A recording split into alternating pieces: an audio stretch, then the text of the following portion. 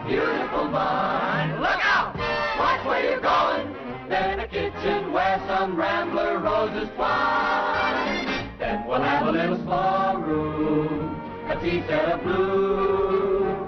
Best of all, room, dreamy dream room for two. Better than a palace with a gilded dome. Is a love nest, you can call home. The small room, tea set of blue. Best of all, room, dreamy for two in our love nest.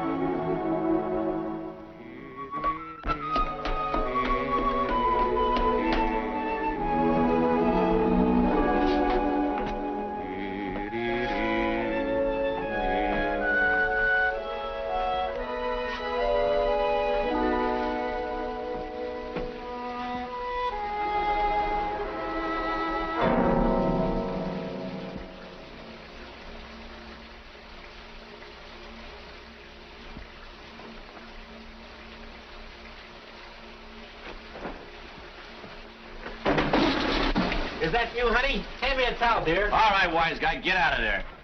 Who are you? The last person you expected to meet. What are you doing in my wife's bathtub? Your wife? Are you nuts? All right, step out of here where I can get a sock at you. Now look what you've done. You woke up the baby. Baby? Doesn't Mrs. Scott live here? No, she moved downstairs. What's the big idea anyway, barging in like you own the place? I'm sorry. Here, you better dry yourself. You might catch cold. Jim! Cut it.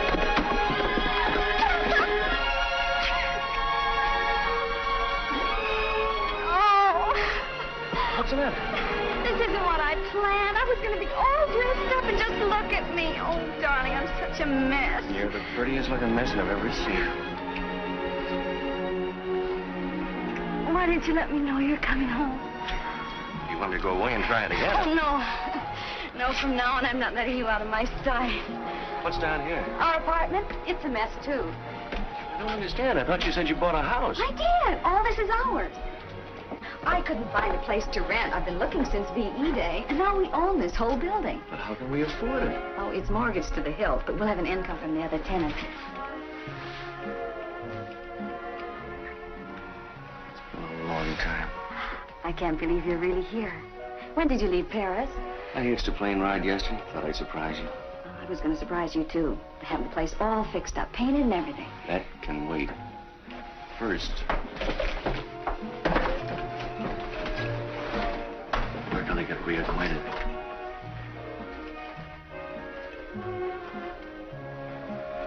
Oh, if you knew how much I wanted. Did you miss me? Only 24 hours a day, every day, for 2.5 years. Did you really like the place, honey? It's wonderful. I had all this furniture Mother left me. It was just standing around in storage, so I thought I'd move some of it to the apartment.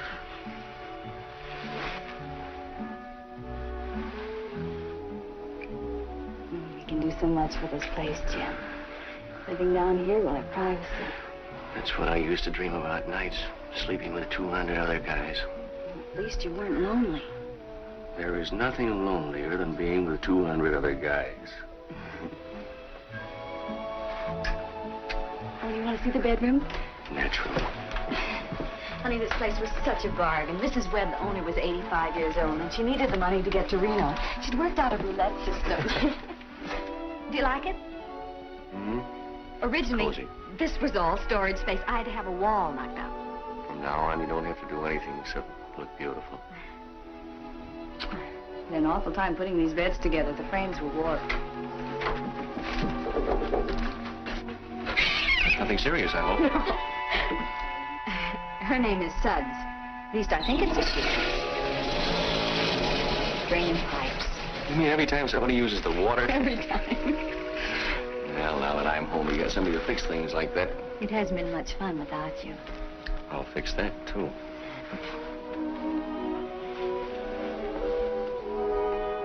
You've gained a little weight.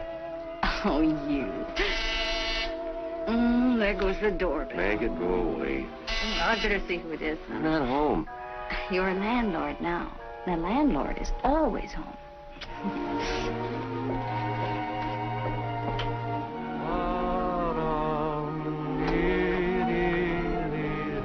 I found this on your front steps. Oh, it belongs to my husband. Thank you, Mrs. Quigg. Darling. My water's backing up again. Oh, I'll call the plumber. Mrs. Quigg found this on the front steps. Oh, how do you do? Thanks. I guess you two want to be alone, huh? You know, that's a pretty good guess. Bye.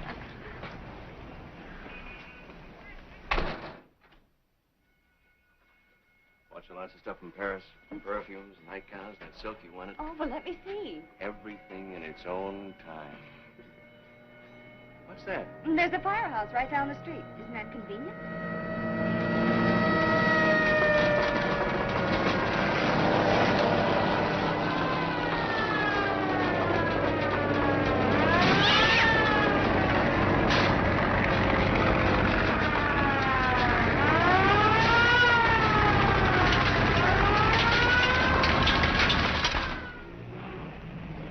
Both in a taxi, please. Yes, sir. Mr. Cummings, this place won't be the same without you. You're the best tenant I ever had. Are you sure, Mrs. Mackey? Can't you tell? Thank you. And may I add that you are a jewel among landladies. Thank you. It's a shame you have to leave for Colorado so suddenly, just when you're getting settled. Yes, that's the curse of my profession. But a mining engineer must be always on the move, looking for new fields to conquer. Where do you want me to forward your mail? Dear lady, I haven't read my mail in 20 years. Letter writing has become a lost art. Thank you. Oh, I didn't give you the refund on your rent. That's quite all right. You keep it and buy something for yourself. Oh, my God. Please, in memory of the many happy hours I spent under your roof. Well, I guess I must be going. I wouldn't want to miss my train. Train Central Station? Yes, sir. Hurry. Goodbye, my dear. Goodbye, Mr. Cummings. Hurry. Goodbye, Mr. Cummings.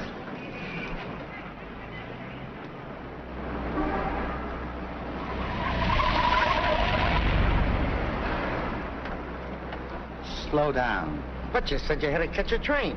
Did I? Well, that's life, I guess. Take me someplace where I can check my bags. Okay. And then you can drive me to,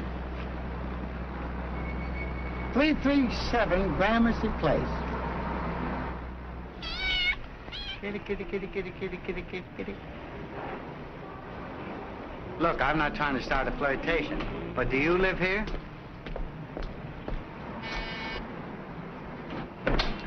Have I the pleasure of addressing Mrs. Scott? Yes. Your cat seems to have gotten itself locked out. No, my husband threw her out. My name is Patterson, Charles Kenneth Patterson. Excelsior Rental Agency said that if I mentioned their name, an apartment might be available. Oh, yes. This is my husband, Mr. Patterson. How do you do? You're a very lucky man. I'll be glad to show you the apartment. Thank you. But somebody's already living up there. I know, the McNabs. They moved up to 3B because they needed more room for the baby. So now there's an empty apartment on the first floor. Good.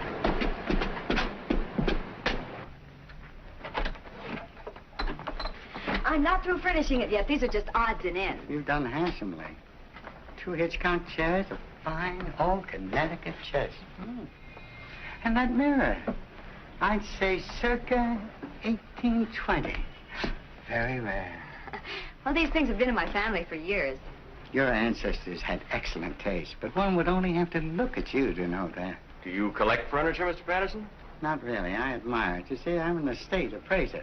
A what? When an estate is being sold or divided, I'm called in to evaluate the furnishings and the objects of art. Must be interesting work. Yes, it is, but it keeps me traveling quite a bit. That's why I'd like a small place of my own, some place I could call home.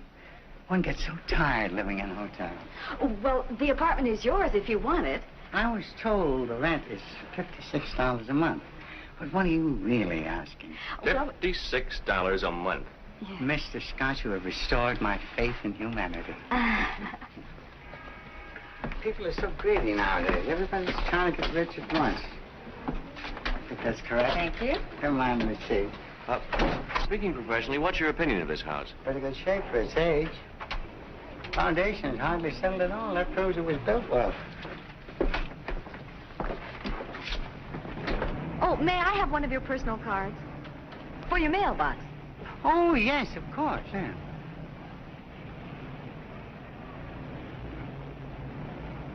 Let me see now. Just a second. There you are. That's fine. Well, I'll be moving in tomorrow. Good. Bye. Bye. Bye. He's charming, isn't he? If he were 20 years younger, I wouldn't trust him in the same room with you unless he were in a straitjacket. Thank you, darling. You know, I'm beginning to like this setup. If the money keeps on rolling in like this, I can sit home and write as I please. That's what I figured when I bought the house. No more magazine stories for women to read under the hairdryer. I got an idea for a book. I worked it out while I was on Yank. I read it in 6 months. I always wanted to be married to a novelist.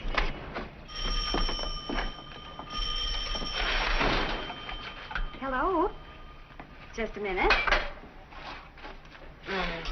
The feature goes on at 5:36 and then again at 8:13. The break is at 7:54. You're welcome. What is that? Well, people are always dialing this number instead of the neighborhood movie theater. It's less trouble just to keep a copy of their schedule. Why don't you just have a telephone company change our number? Oh, if we complain, they'll take our phone out. It isn't listed in our name. Oh. Well, it's those little touches that make a house a home, I always say. How much money we got in the bank? Oh, about $300, I think. Is that all? Well, the down payment was $4,000. But at least we're not living on our savings. We've got our money working for us. What's our monthly income? Now that all the apartments are rented, we'll net about $190. Hey, that's not bad. I knew you'd be pleased. What do you say we take a vacation before I get to work? We can go on a camping trip. Make a second honeymoon out of it. Oh, we never really had a first one. This one will be a doubleheader. Oh, I've got to call the plumber. Mrs. Quigg's water's backing up and she can't use her sink. Oh, her sink. What do you say I take a look at it? You? You don't know anything about plumbing? You'd be surprised at the things I picked up in the Army. I probably would. But I thought you wanted to rest on your first day home. At $190 a month isn't going to go very far if we start calling in outside talent. You got any tools in this joint? Sure. Come on. Why did you have to turn off that valve in the cellar? That's the first thing any smart plumber does. What's happened to the water? Oh, we just shut it off for a minute, Mrs. Thompson. Oh, by the way, this is Jim, my husband. How do you do? Certainly use a man around here, but I'm broad-minded. Next time I wish you'd warn me. If I don't get my dishes done, I'll have ants. I'm sorry. Hey. Oh, the water will be right on, Mr. Hanson. I'd like to have you meet my husband. Hello. I have a feeling the natives are not friendly. They're all right when you get to know them. Oh, Ed Forbes. What about him? He's back from Washington. I'm supposed to have dinner with him tonight. But I'll call and tell him not to come. I kind of like to see the old joker, but not tonight. Well, come right in. Mr. Scott's going to fix the drain himself. He knows all about plumbing. Oh, really? I admire a man who's clever with his hands. Well, where's the patient? Patient? Oh, in here. Now, here's what happened. Every time I turn the faucet on. Well, that's funny. Well, The water's turned off downstairs. Oh, you didn't have to do that. There's a cutoff right under here. Oh, it doesn't matter. I'll have it fixed in no time at all.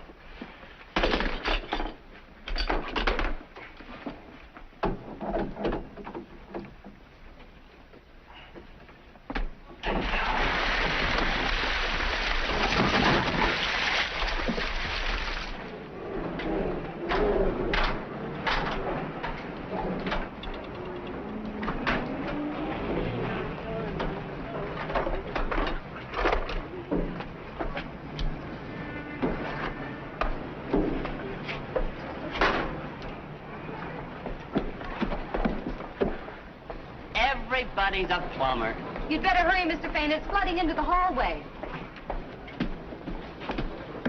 I could have fixed it myself if I'd have had the right tools. Well, that's all right, dear. He only charges $3.50 an hour, and this is the first time he's been here all week.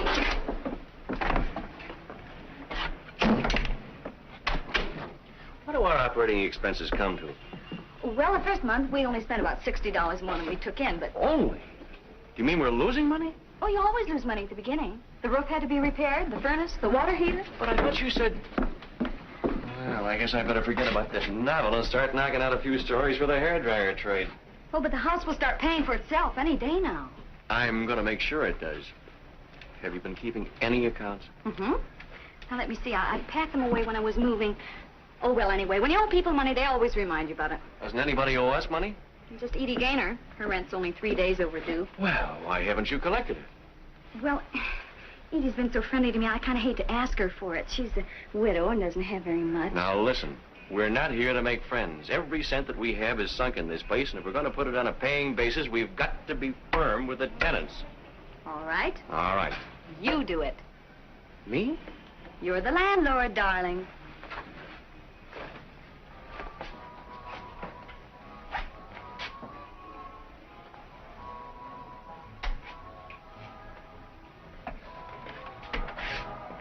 Mrs. Gaynor, I'm Jim Scott. Oh, yes. We heard you were back.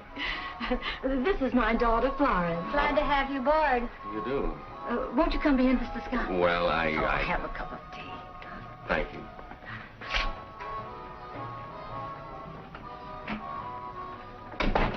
All the fellas will stop, look, and when you use champagne, Thank you for tea. Jovem again. Oh, just a minute, Mr. Scott. I keep forgetting to bring this down. What is it? Our rent check. Oh, is your rent due now? I didn't know. I'm new here. I'll bet he didn't know. How's it going? Oh, don't worry, pal. Oh, we'll cut corners. Try to hold it down. Yeah, the whole thing shouldn't run you more than... Well... Don't worry. Certainly took you long enough. Did you get the rent? That? Well, sure. I just said, by the way, old girl, the monthly gouge is a trifle overdue, so if you'll kick in... This check is dated 3 days ago. It is? That's what a man wants from his wife, encouragement. Oh, George is waiting to help you move the rest of Mr. Patterson's furniture. Oh, no. Now, look, I've got a hard war, and Who's George? Mrs. Thompson's son. He's been a great help to me. This is not the way I plan on spending my first evening home. Hiya. Did you have a nice time in the Army? I'm beginning to think so. You can start with the Davenport. Better grab that end. Ready?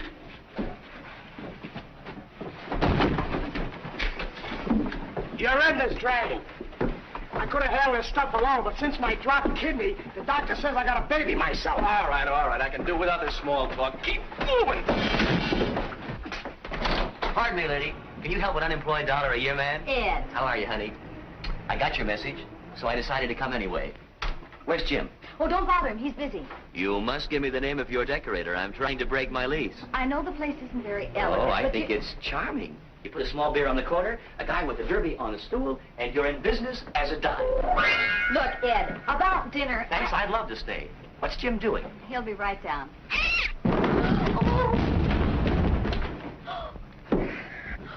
Welcome home. What else is new?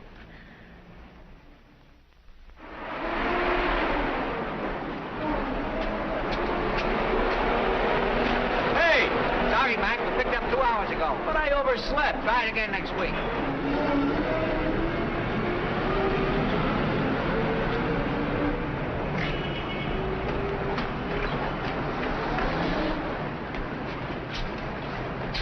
Take my bags up to apartment 1A. I'll take this. Good morning, Mr. Scott. Morning. Can I trouble you for my tea?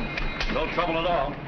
You're a born landlord. That's just a pose. Strictly between us, I come from a long line of tenants. Good morning, Mr. Patterson. Good morning, Mrs. Scott. You look like the veritable breath of spring. Well, thank you. Did you hear that? Mm-hmm. My husband is a writer, but he never talks to me like that. I should squander my dialogue on an audience of one? Well, if you run short, Mr. Scott, I'd be glad to lend you some of mine. You see, I've been everywhere, seen everything, heard everything, and I don't believe I've forgotten a thing.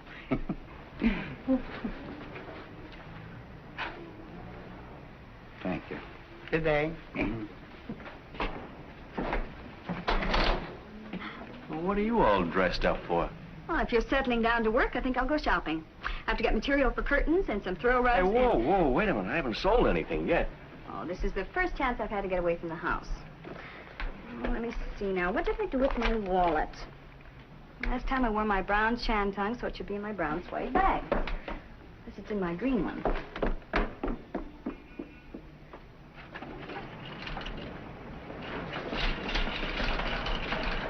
Good morning, Edie. Oh, good morning, Connie.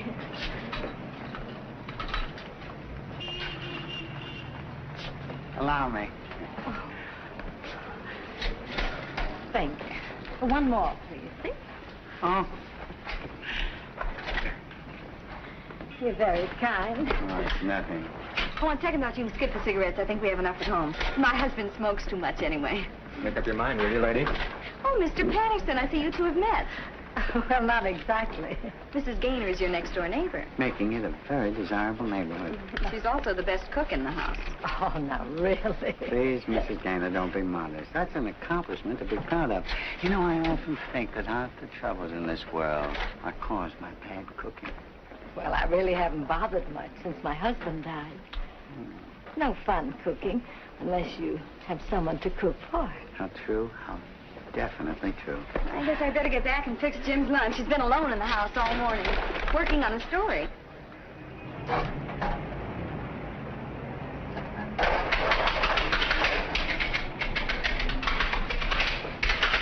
Hey, kid. Yeah? You collect scrap? Yeah. Why don't you start now? Make yourself some dough, huh? Maybe you got something there. There you are. Hello, boy. Well, see you around, man.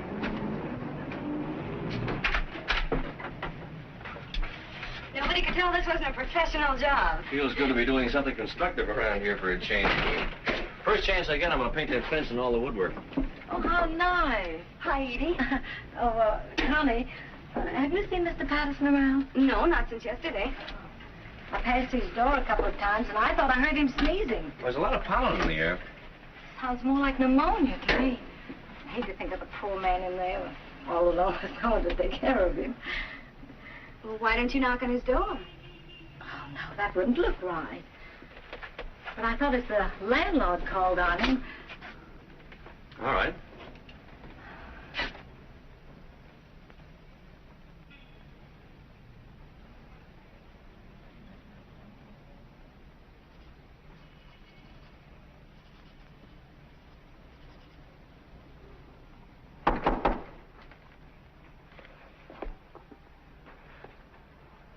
Come in.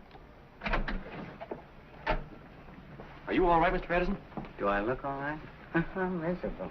Now, Mr. Patterson, what happened to you? Nothing, just this invigorating spring weather. Oh, that's a shame. Can I get you a cup of tea? Oh, don't bother, Connie. I've already got the kettle on. How about some toast? Maybe a bowl of soup, huh? Thank you, Mrs. Gaynor. I knew the moment I met you, you were an angel of mercy. Let me straighten your pillows. Oh, would you like a mustard plaster? Mrs. Gaynor, you mustn't coddle me. There goes the mailman. Men are such babies when they're sick. I remember how my husband always made me rub his back with alcohol. You wouldn't take advantage of me in my condition, would you, Mrs. Gaynor? I wish you'd call me Edie. I shall. And I shall call you Cinderella, Lilith, Cleopatra, Helen of Troy. I take 4 lumps of sugar in my tea. Our first letter. Goody, goody. What is it? A bill from the plumber.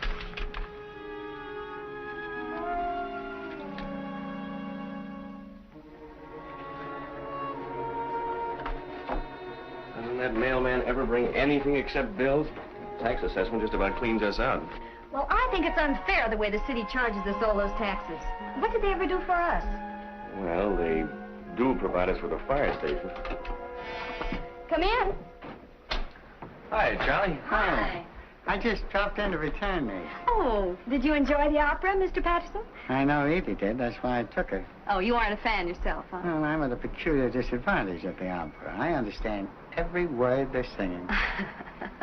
It's just the touch this room needed. Dutch curtains. Well, I have a very talented wife.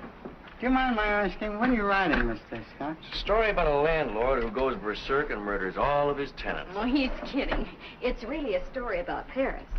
You know, I've often thought that maybe my experiences might make a good book. That is, if I could find a real professional writer to whip it into shape. Well, when you do, I'd like to read it. So would a lot of people. But I doubt if any publisher even touch it. I guess you have led a pretty full life. Please don't make it past tense. I'm not through yet. Do you happen to know the brand of perfume Miss Gaynor uses? Florence? I'm leaving tomorrow on a business trip, and I'd like to bring something back for Florence. I know what to bring Edie, but the younger set. Oh, I can find out for you. Would you do that? Sure. Thank you so much. Good night, Jim. Good night. Good night. Good night.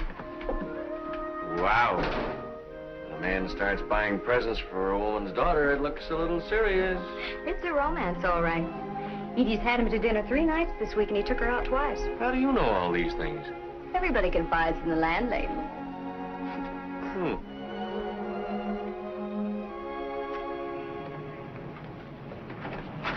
Morning. Good morning. Got any 50-cent haircuts for $1.25? The speciality of the house. Hi there, James Boy. Hello, Charlie. Your next up? Thank you. Getting overhauled for your trip? Yeah, kind of slightly around the edges. Oh, Jim. What? Did your wife get a chance to talk to Florence? Oh, yeah.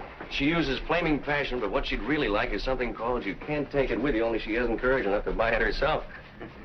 I'm beginning to believe that girl has hidden dust. Do you want a high polish or a dull finish?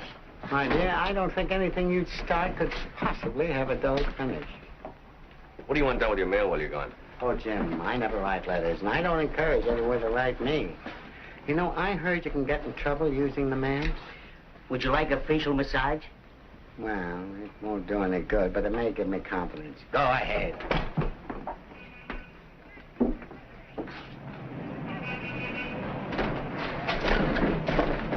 McNabb's just bought a house of their own, suckers.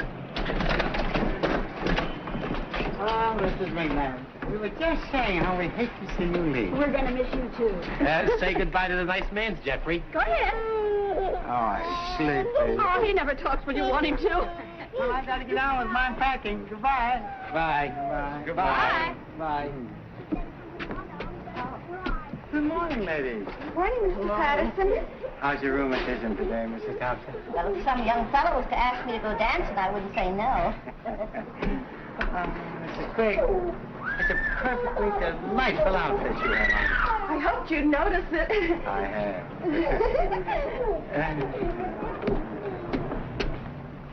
Sure got all the women around here acting like schoolgirls. They love it. What did the Army want from you? They're trying to make me pay for a blanket I lost. Oh. By the way, I think I have a tenant for the empty apartment. While I was down there, I met somebody I knew overseas who's desperate for a place to live. I'm sorry, darling, but I just phoned the agency, and they're sending a woman over to see her. Tell her it's been rented. Well, no, that wouldn't be fair. But- I know we ought to give preference to veterans, but since I promised to show This it, I is don't... someone I owe a favor to. I don't remember if I wrote you about Corporal Stevens or not. Yes. I'm Mrs. Arnold. Oh, you're here about the apartment. This is my husband. Hello. Well, right this way. Let me do all the talking. Now, take good care of yourself, Charlie, and don't catch any more cold. All right, Edie. But with you nursing me, it's a pleasure to be here. Will you write to me and let me know how things are going? I'll do better than that. I'll phone you every day. Oh, Charlie. Goodbye, my dear. Goodbye.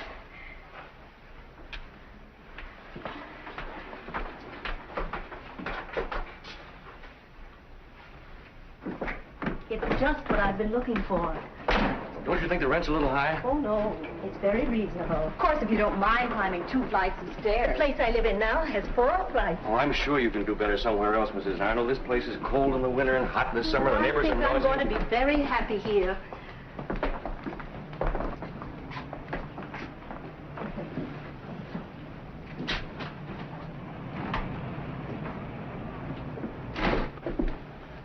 Who's that man who just went out? Mr. Patterson, one of our tenants. Are you sure his name is Patterson? Mm-hmm. Why shouldn't it be? He looks like someone I used to know in Cincinnati.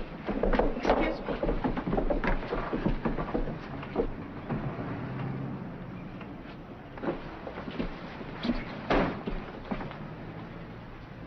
I could have sworn that was Paul Chapman.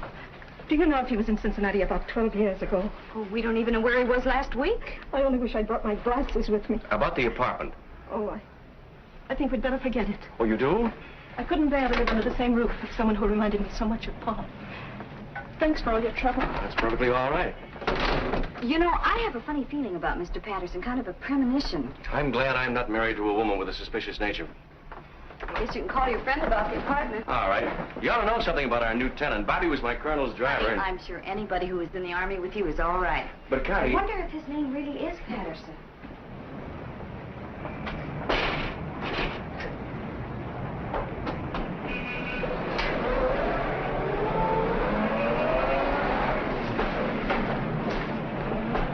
You know where that goes? Don't worry, lady. We've been delivering coal to this place for 10 years. But I would just... Now, don't you dare touch this fence. My husband just painted it. Big deal. Pardon me. Are you the janitor's wife? No. I'm the landlord's wife. Oh, I'm sorry, Mrs. Scott. I had no idea. My name is Roberta Stevens. Jim just called me about the apartment. Oh, well, there must be some mistake. My husband's renting it to somebody he knew in the Army. Well, that's me. I was a WAC. Jim and I were stationed in Paris together. Just a minute.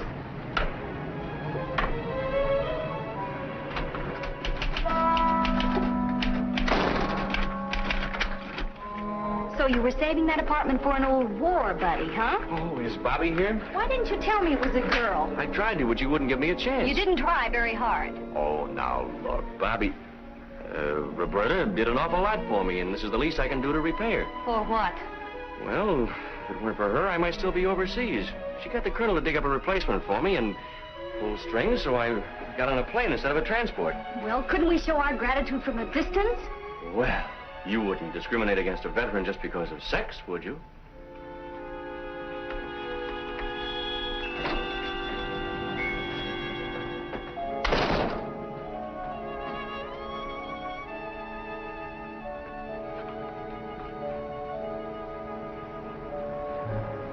Say, remember the night I drove you to the airport? Uh-huh.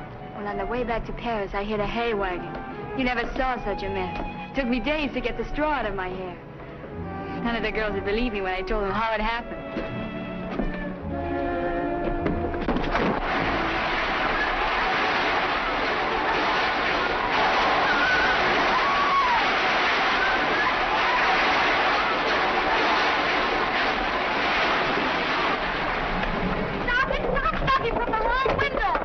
Don't you want it in the storage bin? No, it's not the storage bin. It's the bedroom. I made it over. Yeah? How does it look?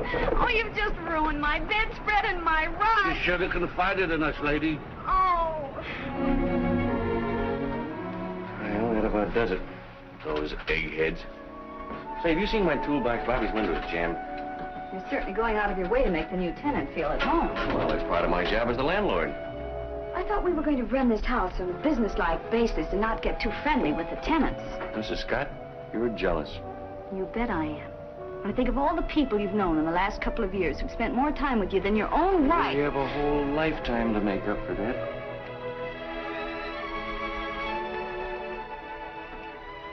Hey, don't we have an anniversary long about now? I don't like to point, but it's tomorrow. Well, that's perfect timing. I'll have my story finished, but then we go out and celebrate. I wonder where I put that toolbox.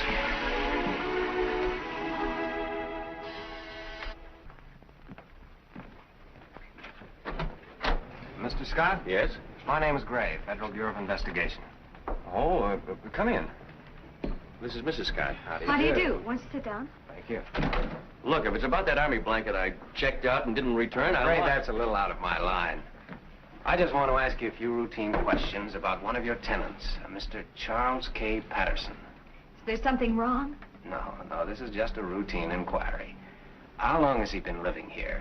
About 10 days. Do you know where he is at the moment? No, he's away on a business trip. What's Mr. Patterson supposed to have done? Well, to tell you the truth, we don't really know that he's done anything, and we don't like to arouse your suspicions needlessly. You see, we get dozens of tips like this every day. Many of them prove worthless, but we've got to run them all down. Now, when do you expect Mr. Patterson back? He didn't say. Does he seem to be prosperous? Well, he carries quite a role. Income tax? Sorry. I'm not at liberty to discuss the reason for our Oh, investigation. Mr. Gray, this is very important. Is he dangerous? Don't alarm yourself. If Mr. Patterson is the man we're looking for, and I'm not saying he is, you're in absolutely no danger, Mrs. Scott. Look, you can tell me. What do you got on this guy? Well, if we had anything on him, I wouldn't be asking you these questions. Is there something we can do to help? Yes, there is. Just forget I was here. Goodbye. Violet? You see, my hunch about Mr. Patterson was right. Oh, it's probably back taxes, or maybe they got a crank call from that woman who mistook him for somebody she knew in Cincinnati. What makes you think Mrs. Arnold was mistaken? Well, you heard what she said. She hadn't even seen this guy in 12 years and didn't have her glasses with her. No, I still think there's something peculiar about him. I wish I knew what he carries around in that briefcase. What suddenly turns you against Charlie? I thought you liked him. I never trust men who are too charming. That's why I married you.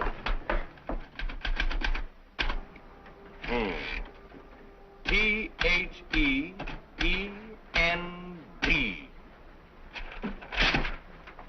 Can I read it? Well, there are a couple of facts I want to check. So do I. I'm just curious to know what you did while you were in Paris.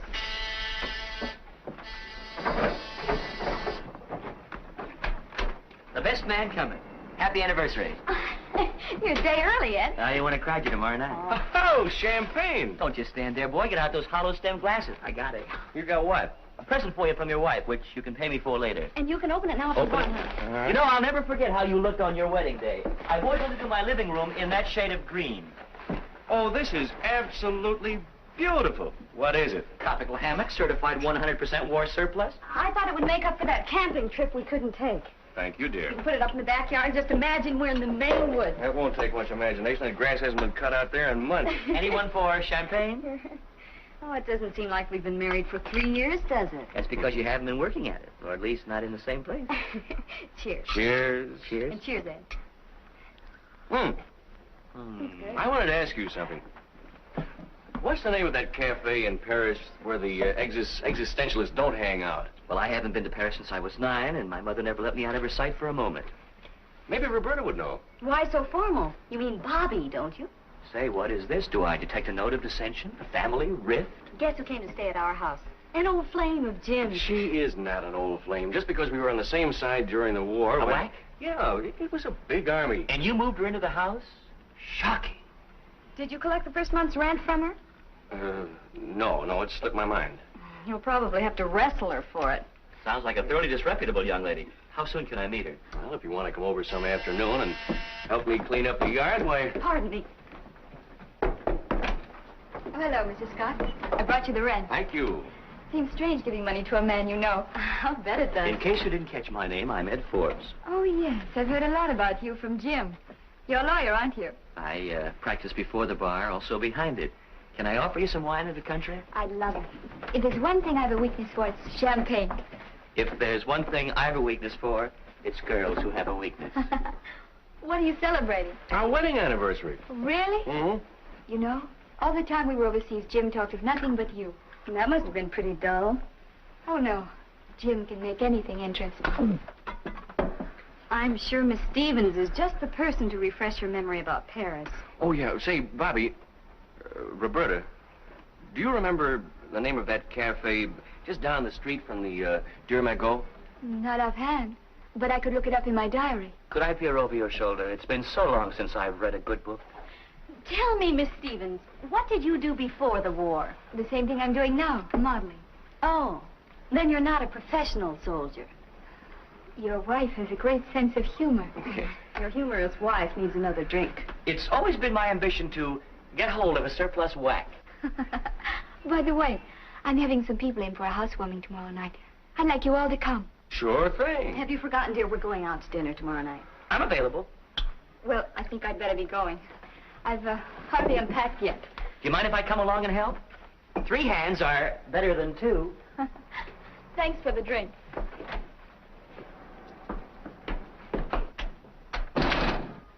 He's walking right into a trap. Yeah, but look at the babe.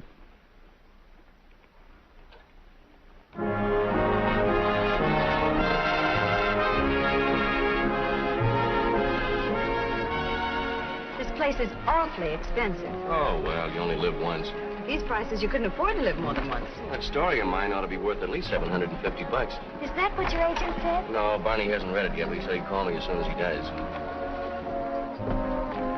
Look. Look at what? I just saw Mr. Patterson dancing by with the blonde. Oh, this thing is beginning to affect your mind. Here he comes again.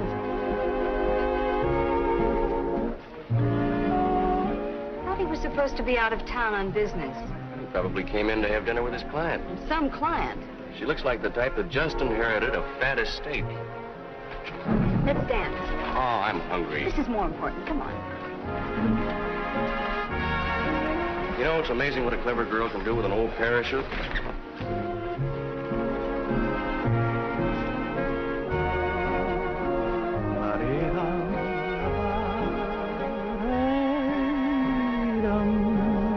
You have a very romantic voice. Untrained, of course. Like the thrush warbling his native wood notes. Wild.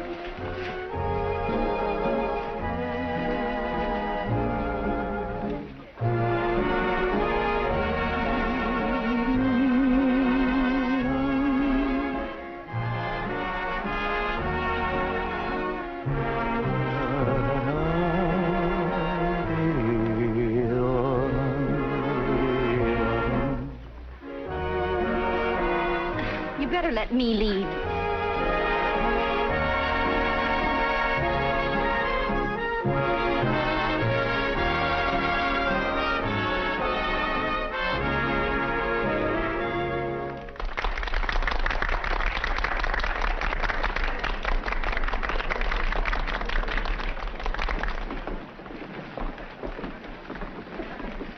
Through playing private eye? Well, that makes at least 3 women in his life, including Mrs. Arnold and Edie. He must be some kind of a bluebeard. There's only one thing wrong with your theory. All those women are alive and healthy. It's Edie, though, I'm worried about. Suppose he's already married. Excuse me, darling. Where are you going?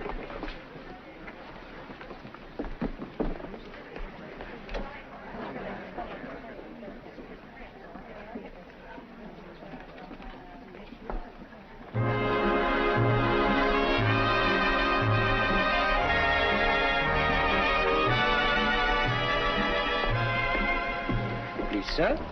Oh. Now that we've worked up an appetite, what would you like, my dear? You order for both of us. I'd be delighted.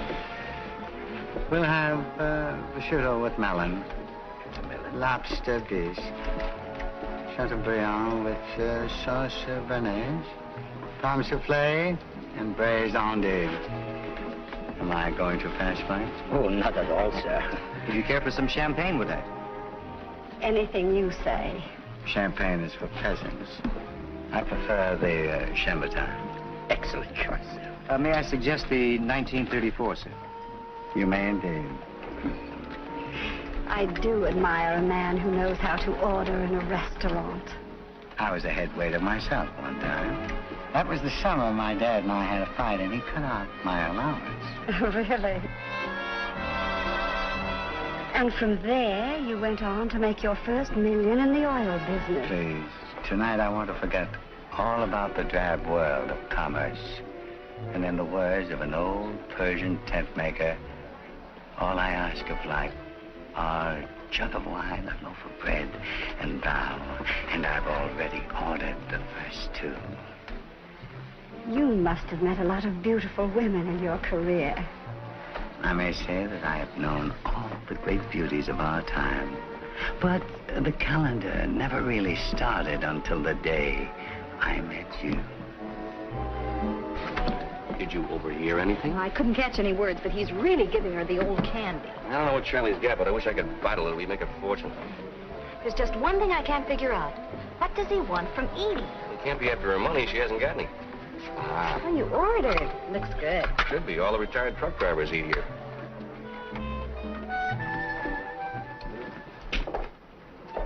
We really ought to tell Edie what we saw. Now, don't start mixing in the affairs of our tenants. It's none of our business.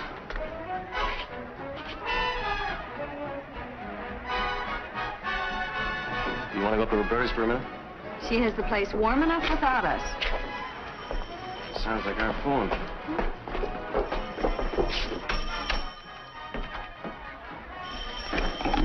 Hello. Oh, hello, Barney. How'd you like the story?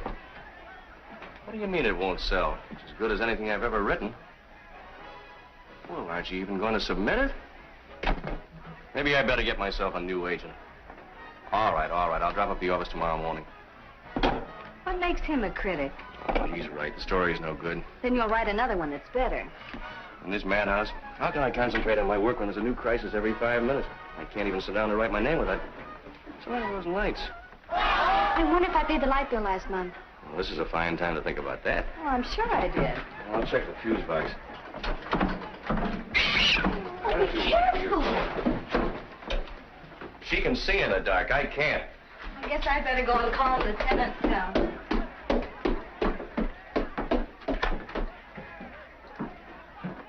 Hey, what's with the lights? It's all right, Mrs. Thompson. My husband's fixing them. Well, tell him to hurry up. I'm missing the best part of Gabrielle Heater. That's quite a party they have. They've been running all over the house borrowing ice cubes. Oh, Edie, have you heard anything from Mr. Patterson? He called me this afternoon from Baltimore. Baltimore? He said his business was going much better than he expected. And he hopes to be home in a couple of days. Well, do you know if he's ever been married? Oh, yes. But his wife died a long time ago. Hey. I can't understand it. I only had 3 or 4. Oh, it's terrible. All of a sudden, everything went black right in front of my eyes. I must be going blind. Probably a vitamin deficiency. Can you find your way home alone, old pal? Just put me in the right direction. No, listen. That kid needs radar. How are you making out with Roberta? Just trusting. Wait till the next round. Hey, that isn't a fuse box down there. It's a slot machine. I took out 4 pennies and a nickel. But Jim, guess what Edie just...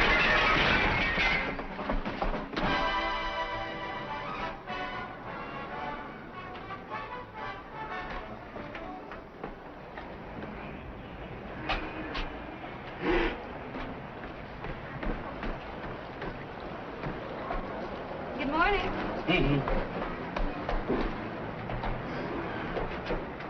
We expected you yesterday. We don't make this type of glass anymore, lady. We had to order it special, please. Good morning. Good morning, Edie. Ma, you're certainly brightening the place up. House hasn't looked this good in 20 years. Jim doesn't like to admit it, but he's getting a big kick out of it. Oh, excuse me. Hello, my dear. How was the trip? Oh, wonderful. Just wonderful. Did everything work out all right for you? Yes, I was quite successful. Hello, Mr. Scott. Welcome back. Thank you. Thank you. Oh, it's lovely out here. Just lovely. I've always wanted to own a piece of land. There must have been a hot time here the night Coolidge was elected. Jim, your friend Charlie is back from his business trip. Do you think we ought to notify the FBI? What for? Mr. Gray said to forget it. Who's Charlie? He's one of our tenants, and Connie is convinced he's a master criminal, or at least a polygamist. Well, Ed, you're a lawyer. Let me put the evidence to you. Suppose somebody moved into the house, and a few days later... This place? I'm Mr. Scott. Department of Housing and Building. I'd like to inspect the premises. Yeah, sure, right through here.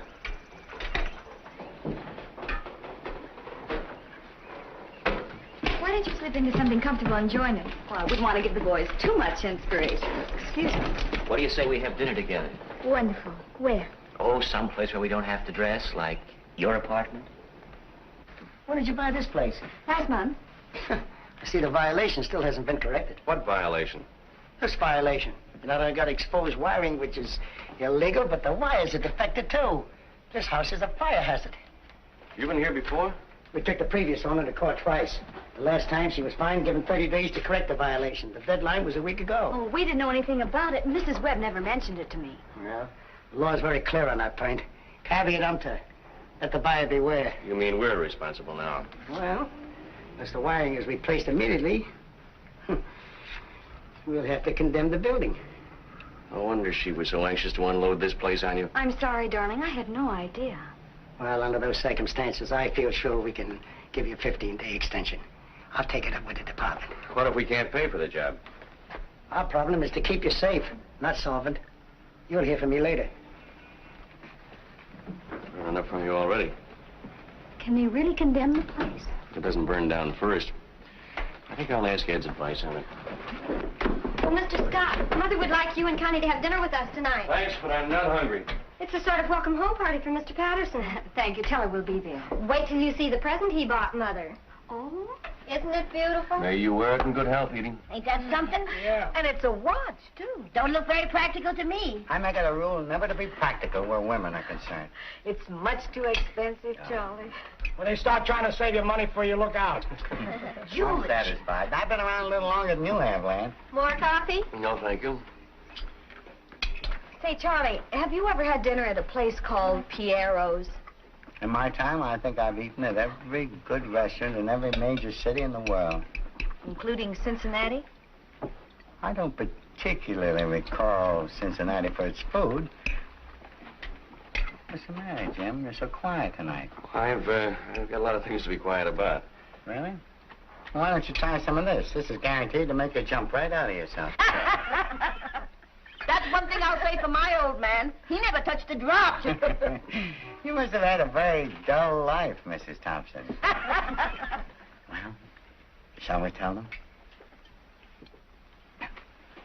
Ladies and gentlemen, of course, I realize that you've all known Edie much longer than I, and there's no need in telling you what a dear, sweet, and considerate person she is.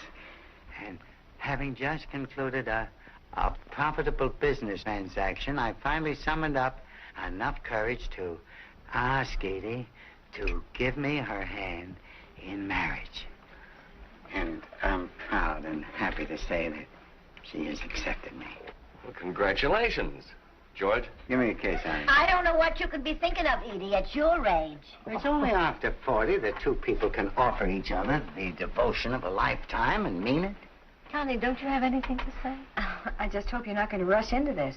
Don't forget you're only old once. But after all, what do you really know about each other? Oh, as much as we need to know. We plan to leave tomorrow and get married in a lovely little spot that I found in Maryland. And after our honeymoon, we're coming back here and live in my apartment. You mean I can have this place to myself? Yes. Well, that should help. I think a toast is apropos. This is by John Webster. Is not old wine the wholesomest? Old pippins the toothsomest? Old wood burns the brightest? Old linen wash the whitest? Old soldier's sweetheart surest? Old lovers are soundest. Now, this was just an estimate, mind you. I figured the job will cost about $800. 800? Well, we have to rip out all the old wiring and put in new conduits. That means breaking into the walls and replastering. And we have to replace the light fixtures, switches, and wall sockets.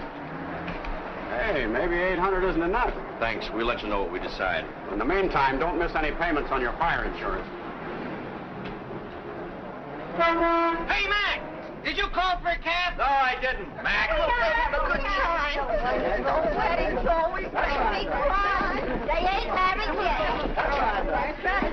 I'll see you right away. Take all the time you need. Come on, darling. Come on.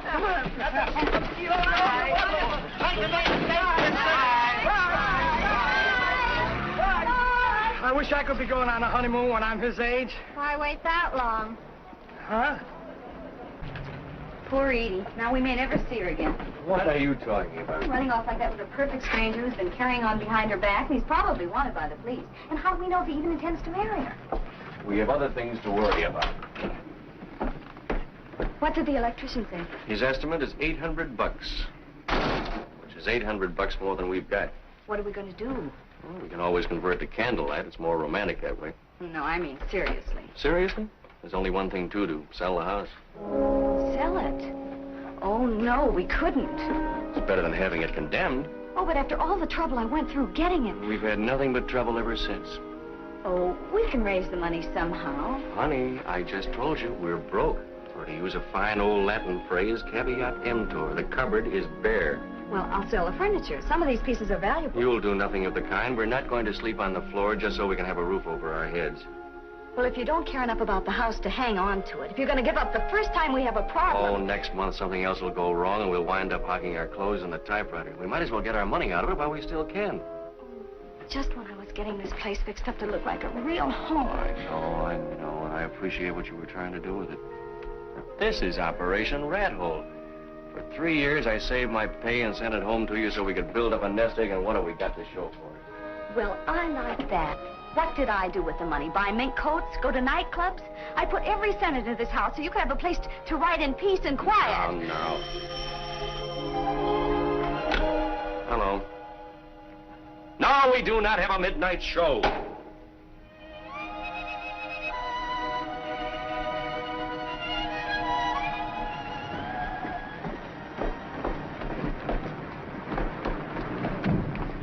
Isn't the newlywed? Hello, Maisie. Hello, Edie. How was your honeymoon? Mrs. Quaid, we have both been married before. Nice to see you. Oh, Charlie, look. Oh, no.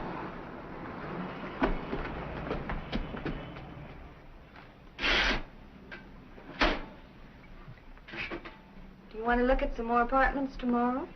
What's the use, honey? We can't afford any of those deals. Pay for redecorating, buy the furniture, slip them $1,000 for the key.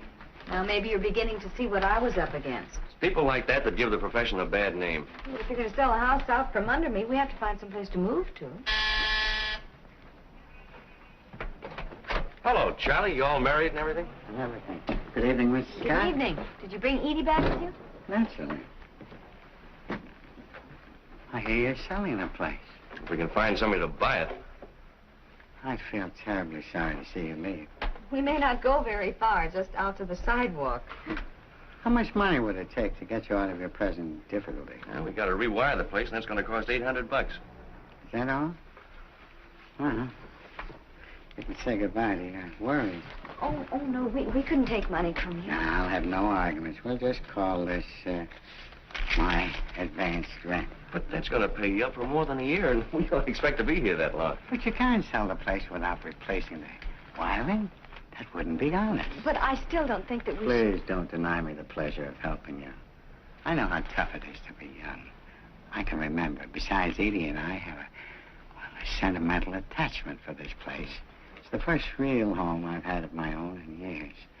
I wouldn't care to be evicted. I can sign a note for the money.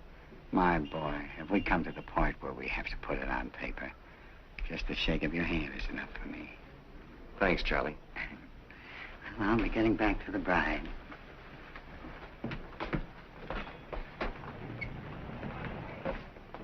Why did you let him force it on you like that? Well, we're obviously not going to unload this place before the deadline. But I don't like it. How do we know where Charlie gets his money? I'm playing hunches again. You're the girl who thought he was going to bring Edie back in a trunk, remember? Well, anyway, I still think we'll get an offer. We haven't so far. If the place is condemned, we lose everything. How do you do? Good evening. My name is Nolan. I have a real estate business in the neighborhood. Oh, come in, Mr. Nolan. Thank you. I noticed your sign outside. I was wondering if I could list the place. Oh, yes. You know, I'm a little surprised to see it offered for sale so soon again. What are you asking for it? Just what we paid, $22,000. 22. For this dog? Well, it was offered to me only a few months ago for $17,500.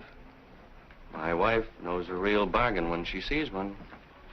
But we've made improvements. Now, you can't fool me just by slapping a coat of paint on the outside. Now, this is a sick house. If you decide to come down in price, let me know. Goodbye. Good evening.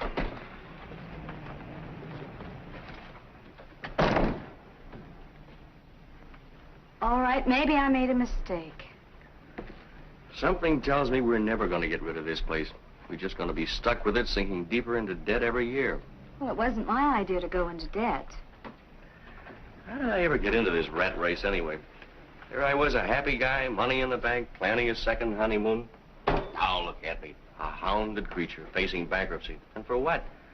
To support a broken-down house in its old age. Well, you make it sound as though I deliberately set out to ruin you. Trouble is, you didn't deliberate enough. If you knew all the trouble I went to trying to find us a place to live, tramping the streets day after day, while you were running around Paris with Roberta. I was not running around Paris with Roberta. You never mentioned her in any of your letters. That proves you were trying to hide something. Oh, now you're arguing just like a woman. I never claimed to be anything else. If there'd been anything between Roberta and me, do you think I would have let her move into the house? Oh, I see. You would have kept her a secret from me. Oh, how did we ever get started on this subject? I might have known what to expect after reading all those magazine articles. What magazine articles? They said returning servicemen would have a difficult time trying to readjust themselves.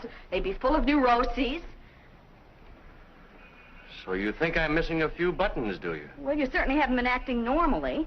All you've done since you came home is to criticize her. That's fine. That's just dandy to have your own wife tell you you're ready for the booby hatch. Oh, well, Jim, I tried to be understanding, even when you were completely unreasonable, but I'm not going to go on humoring you You forever. won't have it. No, where are you going? Maybe you'll feel safer if I spend the night outside. Oh, but you'll freeze to death. Well, you can't expect me to behave rationally in my condition.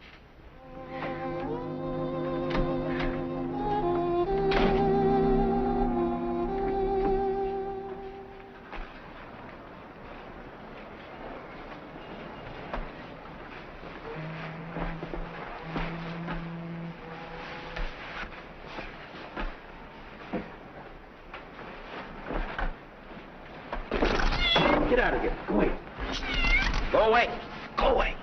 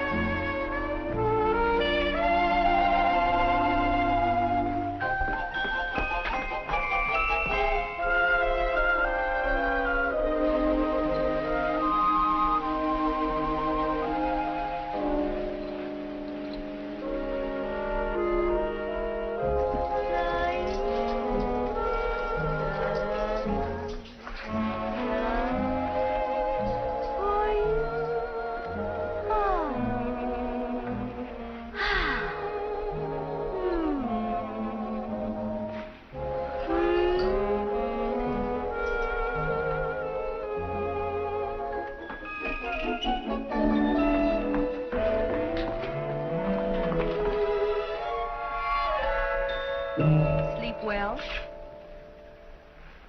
Yes. I mean, no. I was just... My hammock broke down. Roberta's apartment was empty. She was away over the weekend on a Never modeling mind job. about that now. Look at this.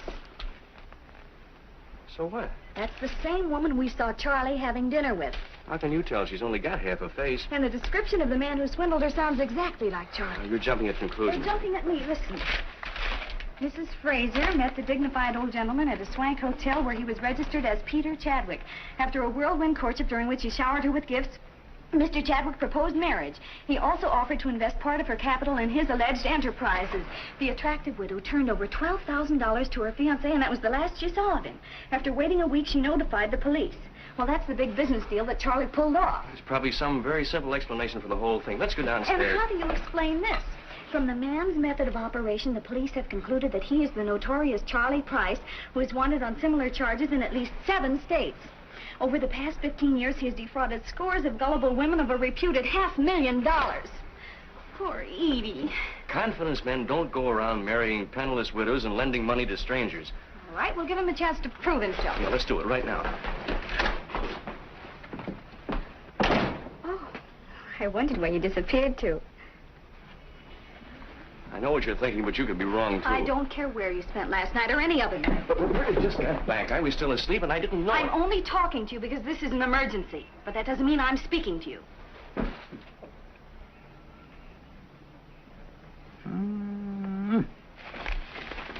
Very interesting. Is it true? Well, they'd hardly print it in a newspaper if it wasn't. You swindled all those dames? I don't like that word, swindle. Well, what would you call it? I gave these women something very precious in return. The kind of attention that they'd always dreamed about. I brought some romance to their drab existence. I made them feel that they were beautiful, desirable. And took everything they had. Not everything. I left them plenty. Well, that was very noble of you. Well, don't forget these gals were trying to take me. They thought they were getting some rich old duffer that would kick off any moment. You know he's got a point there? That's right. Stick up for him. Any man who would take advantage of a lot of poor widows. On the contrary, they were rich widows. And why were they rich? Because their husbands worked themselves into early graves just to leave them well fixed. I felt that I owed it to all men, everywhere, to get back a little of that money and have some fun. But, Charlie, where does Edie fit into this picture? Yes. I love Edie. You have a funny way of showing it, running around with Mrs. Fraser. That was my farewell performance. I wanted to start my marriage on a sound financial footing. You mean you're retired? Well, that's entirely up to both of you after what you already know. Well, I have no sympathy for you, but I don't want to do anything that'll hurt Edie. Oh, thank you. Yeah. It might be embarrassing, though, if the cops show up again. Again? Mm-hmm. There was an FBI man here a couple of weeks ago asking questions about you. Well, I better be starting on a little trip. Excuse me. So you're running out on Edie? No, as soon as things cool off a little, I'll send for her. You didn't marry any of those other women, did you? Of course not. If I had, I'd be in the clear now. People don't object when you marry a woman for money. But if you try to appropriate her funds on strictly a friendly basis... Well, if you really reform, the least you can do is return the money. Honey, it's all back in circulation now. Remember, what I took from one, I spent on another one. I have a complete financial report right here. Isn't that kind of a dangerous thing to keep around? This proves that the newspapers exaggerated my income. I had hardly anything left after I paid my taxes. You paid taxes on that money? My boy, I have my ethics. I've learned one rule. Never monkey with the Bureau of Internal Revenue. But one thing is sure, we can't keep the $800 you lent us. No, you're right. Spend it right away, and I'll take it off the book. Hello, Edie. Oh, look, Jimmy, there's a man outside to see you. Thank you. I'll catch you before you leave. Okay, don't. Where are you going, Charlie? Oh, honey, it's necessary that I leave town. Leave town? Yeah, hurriedly. But why? It's urgent business, dear. Business. Can I help you? Oh, Mr. Scott? Yes. My name's Clark. I understand this property's on the market. Yes. We're glad to show you around. Well, I've had my eye on it for some time, and if we can agree on terms, you've got yourself a deal. Well, now, you won't go wrong buying this place. For example, notice the construction. Solid. Foundation's hardly settled at all. Well, what's your monthly income? Yes, we've got a great bunch of tenants, quiet, respectable, never cause any trouble whatsoever. Would you excuse me a minute? Charlie, the police are here. Goodbye, my dear. Back. Charlie, what's happening? Charlie! What's the matter? The house is loaded with cops. Look after Edie, will you, please? Not that way on the fence.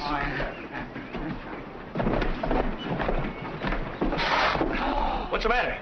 I'm caught on a nail. Oh, well, hang on. What a suggestion. Hold it! No. Get down. All right. Okay, come on, Dad. Not your dad. Did you have one? Yeah, Jim. I'll take that.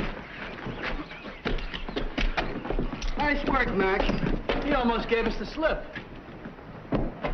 What's going on here? How should I know? Such commotion. I don't understand. Why should the police want Charlie? Now, Edie, you've got to be brave. What's happened to Mr. Scott? This is no way to do business. Oh, Carl. Bernard. That's him, all right. Oh, I'd recognize him anywhere. That's Paul Chapman. He told me his name was Carl Pearson. Have you ever seen these women before? Yes, I have, and they're all charming ladies. You beast. Peter, how could you do this to me? It isn't true about all these other women, is it? What are they doing to you, Charlie? Edie, you're the only woman I love. And these past few weeks together have been the happiest of my life. I want you to remember that. And nothing I've done and nothing they can do to me will ever change that. All right, let's go. Oh, Bernard, how could you? You and your jug of wine and your native wood notes wild. Did you say all those things to her? Come on, will you? So long, Charlie. Poor guy.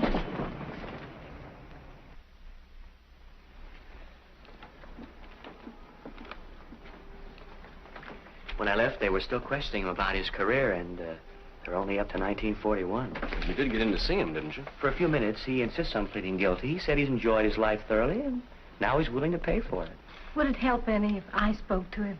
I don't think so. It's for your sake that he wants to avoid a trial. Couldn't we get him out on bail? Well, if we do, they'll just arrest him again. The FBI will pick him up on a fugitive warrant. And how long can they send him away for? Well, if the sentences run concurrently, from 2 to 5 years. No matter how long it takes, I'll wait for him. Thank you very much. Good night. Good night. Good night, Edie. What do you think we ought to do about that $800? Well, as a lawyer, I'd say you turn it over to the police. But as your friend, I'd say the same thing. He wouldn't listen to me. There goes the new wiring. I wish I could help, but you know, you don't get rich working for the government. We know, Ed. Thank you. Hello. Hello, Mr. Clark. How much? Why, that's a ridiculous price. All right. I'll talk it over with my wife. The man who was here this morning is willing to give us $19,000 for the house. Can I take it? Looks like we don't have much choice, do we? It's up to you. It means losing most of our investment, but I guess we're going to have to. I think I'll drop up and see Roberta. She just got back into town this morning, and I want to see if she missed me. Yeah, you do that. Why don't you marry her? Maybe I will. When I see how happy you two are, I'm almost tempted.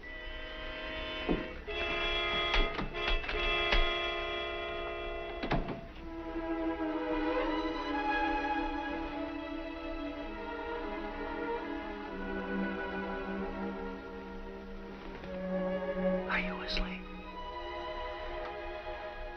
You know, it's fine.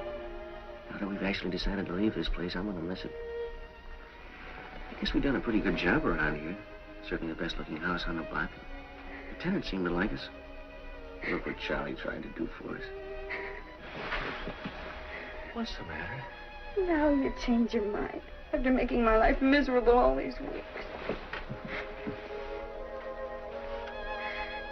You know I didn't mean it.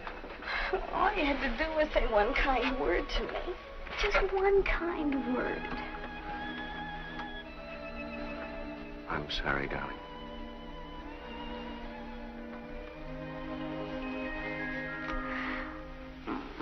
Sometimes I almost wish you'd been married before. Then you might appreciate me more. I wouldn't be married to anybody else for anything. Even though I went and lost all our money. We have something more important than that. Something nobody can take away from us.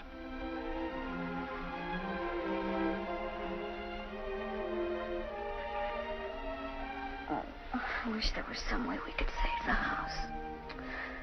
I suppose it would take a miracle now, wouldn't it? When I was overseas, home meant just one thing. You, not a piece of real estate.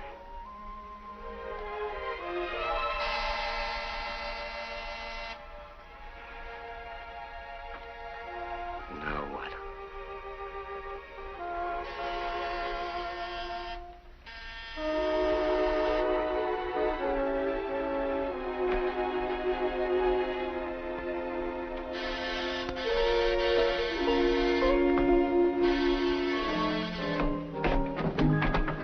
Your name, Jim Stock? Yes. Police Department.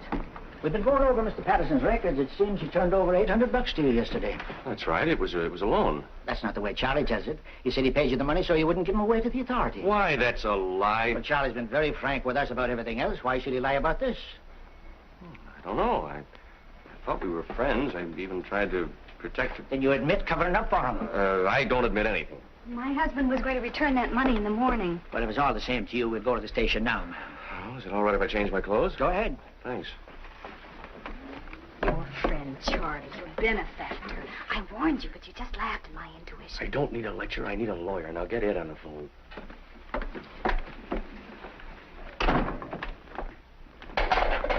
In here. Oh, Jim boy. Glad to see you. You're putting me in here with him? He asked for you as a special favor. Thanks, man. Anytime, Charlie. You sure gotta hand it to you. All those women.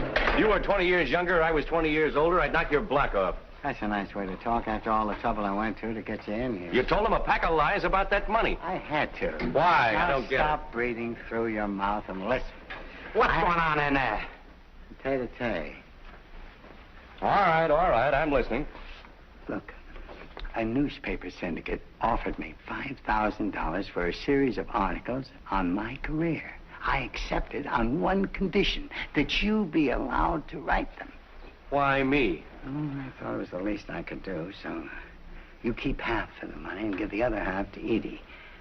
That'll help her carry on while I'm gone. And you had me tossed into jail to tell me that? Yes. Now, come here. They want to start running my story while it's hot, and this is the last chance I have to dictate it. And confidentially, they're handing me over to the federal boys tomorrow.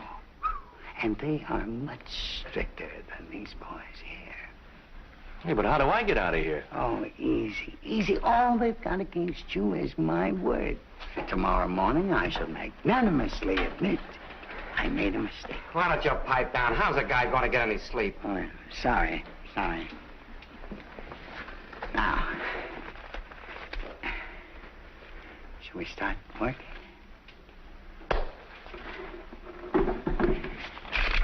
I shall never forget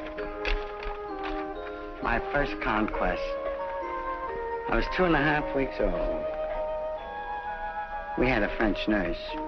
But I never seriously became involved in any romance until I had reached the age of 4.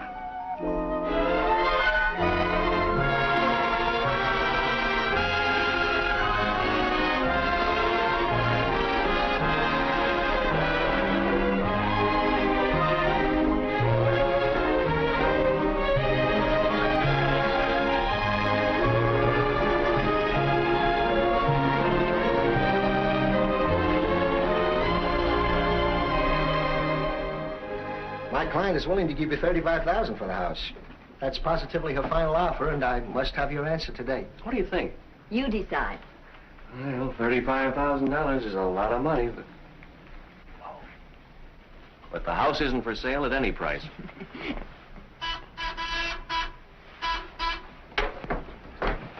Hello. Sure thing. I'll be right up. Excuse me. I've got to go help one of our tenants. You're making a big mistake turning down this offer, but I know just how you feel about your home.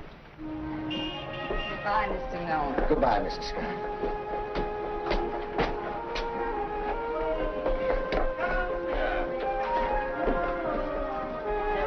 I got it. You got it? Yep. Very good. Don't wake him up. chauffeur. Oh, there we are. Oh, We made it. how are the twins today? Oh, thriving, thriving. Oh, my darling little... My gorgeous little Leland. Oh, Jim. Say it again. Oh, I have 5 times today.